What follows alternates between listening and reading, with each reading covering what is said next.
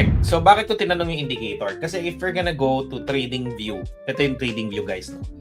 If you can see trading view, andito kasi yung parang charting. Alright? So, pupunta tayo sa indicator. If i-press kasi natin yan, ganito siya kadami.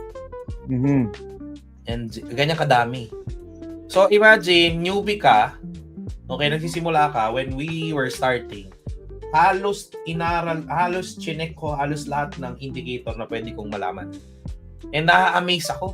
Kasi Sir Jem, na-amaze ako kasi yung movie, ang dami like DMI, ginagamit pagandahan ng ano eh. Di ba? Lalo na pag yung tsura ng chart mo, sobrang daming indicator katulad ito.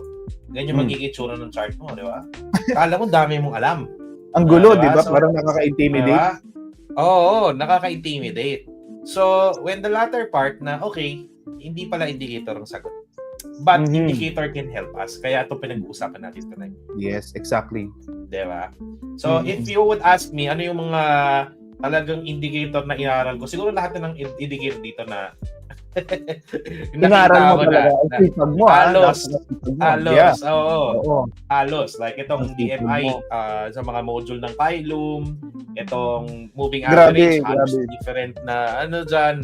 Tapos, itong mga stochastics, halos mga ano pa pinagkaiba ng stochastic sa RSI kung pareho naman sa momentum? Yes, exactly. Mga ganung tanong na ano, di ba?